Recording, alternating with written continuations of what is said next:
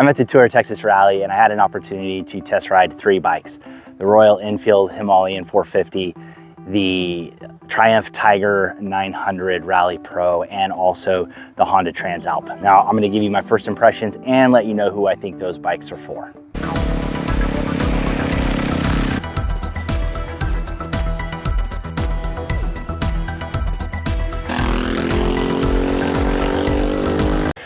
Hey, how's it going? Welcome to my channel.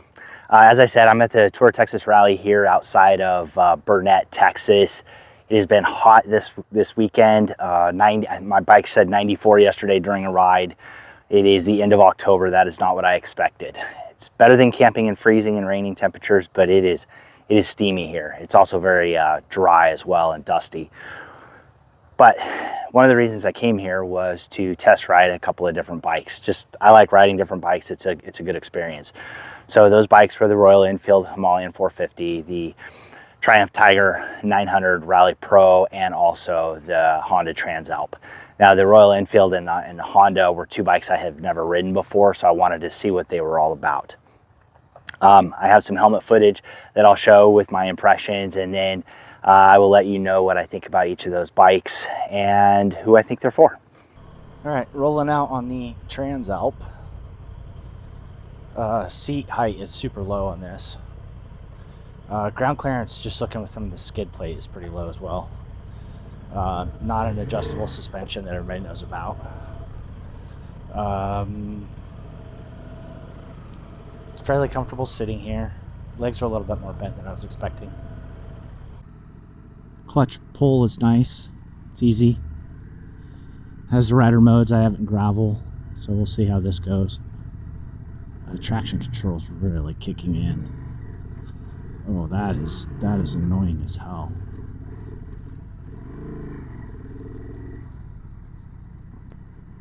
Go to user, less traction control. Wow, that was really, for a gravel setting, I think it just needs to be user defined, but the traction control was really bad. I don't know if you can see the water truck is watering this down, so it's making things slick. Don't like that interference. Wow, wow, wow, wow, wow, wow. It's really hard to ride this like that.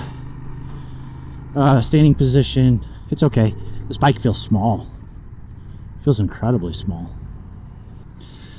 The width at the foot pegs is, it feels wide. My calves are hitting the side. I didn't expect that. It's narrow at the knees, but it's kind of hard to get my knees into it because the calf, where my calves are, it's so wide. You really can't pinch very easily. That is not something I've seen anyone talk about. Quick shifter's nice. It feels sporty, feels lively. Wind protection's not great. I don't know if the windscreen can go up or not. The engine feels pretty smooth, not a lot of vibration at the lower RPMs.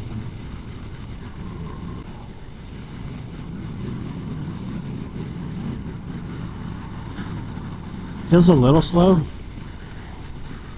turning. Maybe at slower speeds it'll be a little bit more reactive, but it's not bad. Average. Pulls alright from a lower RPM, lugging it a little. Throttle's a little jerky off the bottom. It's not smooth. When you start rolling on it, it kind of jumps. That's sport mode. Go to gravel mode. Traction control's too high. User mode. Yeah, it's really jerky right off the bottom of the throttle. I think if I was to ride this bike, I'd want the high seat just to get a little bit more leg room. Man, it's really twitchy. The throttle, I don't really like that. I think the standing position feels okay. I don't know what the balance of the bike is. Peg steering's good. It feels a little bit more nimble than some of the other bikes I've ridden. Looks like there's some user-defined readouts here that I think you could change up to get like air temperature, things like that. Maybe not. I don't remember if air temperature is available. But a little bit more display options. It's a pretty small display though. For my vision, it's a little bit hard. after a little road section, I think this bike feels a little bit more spirited than the Tenere because of the way the power delivery on the Tenere is. So it feels like it has a little bit more of a kick and a little bit more pull. I don't know what the specs are, but it's kind of vanilla. Maybe not as vanilla as the Tenere, but it's not that exciting, I guess. I think I'm probably spoiled with the Touareg and the way that bike feels. Maybe with getting the modes set up properly, which they're just kind of all over the place right now. Traction control is very intrusive. Maybe it'd feel a little bit different. Brakes are more than adequate. I think for modern brakes it feels pretty good. And comfort wise, it does feel kind of wide between the legs, but not as bad as the Tiger. The Tiger was super wide.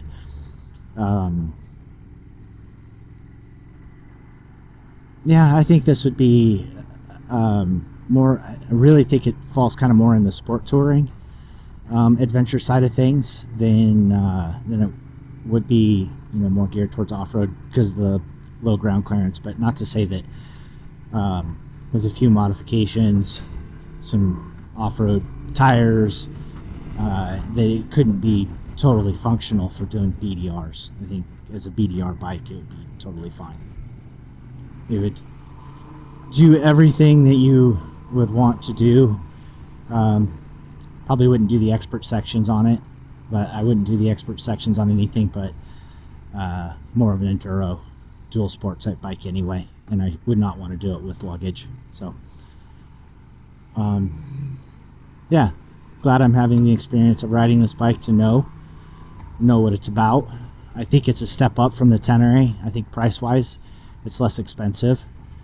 There's the ability, because it's ride by wire, you can add electronic cruise control to it. Veridian makes cruise control for this bike,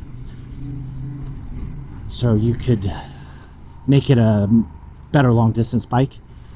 Maybe a bigger windscreen would be helpful as well. And then yeah, controls are easy, clutch is light, the quick shifter is nice. I like having quick shifters.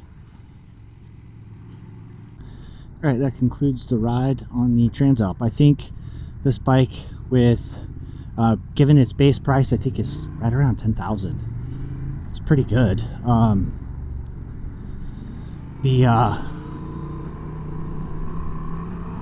think with a few modifications like adding the Veridian Cruise Control and kind of getting it more ready for some off-road stuff, crash bars, reliable skid plate, probably a high seat just to add some more leg room. I think this would be a perfectly functional off-road bike, travel bike, tour bike. You could do all of the above. It would not be my first choice, but given Honda's reliability, I think you could do a lot with it. And I think it would be a better bike than the Tenere, just in the feel. Granted, this is a 15-mile ride, so it's really hard to say without actually getting out on it and doing some long distance travel and things like that. So but I think there's some ways of getting it better set up for the type of riding that I like to do: long distance adventure, off-road, road riding, all of the things that we do. So anyway, I don't think I will be exchanging the Aprilia for this, the Touareg for this bike, but I see it. I see where it has its place. All right, the Honda Transalp 750 XL. I know a lot of people have already talked about this bike, but this is my first chance to ride it, and I wasn't sure what to expect. And when I first got on the bike, it felt budget. Everything was fine. The engine is smooth. It feels fairly responsive. It has a bit of a kick to it. I think the engine it's a really good engine. I don't know what it would be like trying to do some slow speed stuff off-road. We just weren't able to do that in the test ride. But I really think the price point, in order to get it turned into more of a long distance travel bike to where you can go maybe ride through several states to go do a BDR that you're looking at that might be 1,000 miles away, you're going to need to spend some money on this bike. It's not going to be comfortable for a long distance. The wind protection is not great. I think you'd want a bigger screen if you're going to be doing a lot of miles to get to those BDRs. And there are aftermarket cruise control options that I think would probably be mandatory for this bike, but would really transform it. The other thing that I think is a problem with the bike is the current suspension. At least on the forks, I saw no adjustments. I'm not even sure if it has rebound and compression, maybe on the bottom of the forks, but on the top, it's nothing. You get what you get. It is very, very budget oriented. I'm sure by now there are some cartridges you could drop in there. And I didn't really look real closely at the shock, but I'm imagining you're gonna wanna replace the shock too. So in order to turn that into a BDR slaying bike, you're gonna need to spend some money. The ground clearance didn't look particularly good, but it felt nimble enough that I think if you're not doing really advanced riding, it would be fine. You're gonna hit some rocks off of the skid plate. That's just what happens. But I think it's doable if you get a good beefy skid plate. I enjoyed riding that bike. If I had to choose between that and the Tenere 700, I would choose the Transalp. You're going to end up spending about the same amount of money to try to get them to perform at a high level.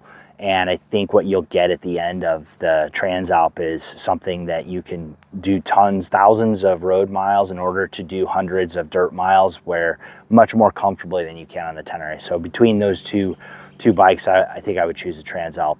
The one other thing that I would want to do with that bike is get a taller seat. It's great. The standover is easy. I can get both feet down, but I would like it to be a little bit taller to give me a little bit more room in my legs.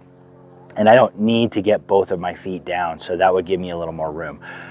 Standing, I think I would want to maybe put some small risers on it. It felt like I was bent over a little bit, but overall, it was a fine, functional bike. So for anyone who wants something that's going to be extremely reliable, where there's some aftermarket parts that you could really transform that bike, that would be the one to consider. Now, you're probably, with the suspension and some of these aftermarket things you're going to want to do, you're going to be spending $3,000 to $4,000 to get it to that point. And I think there's some other bikes that fall in that category that are probably worth taking a look at.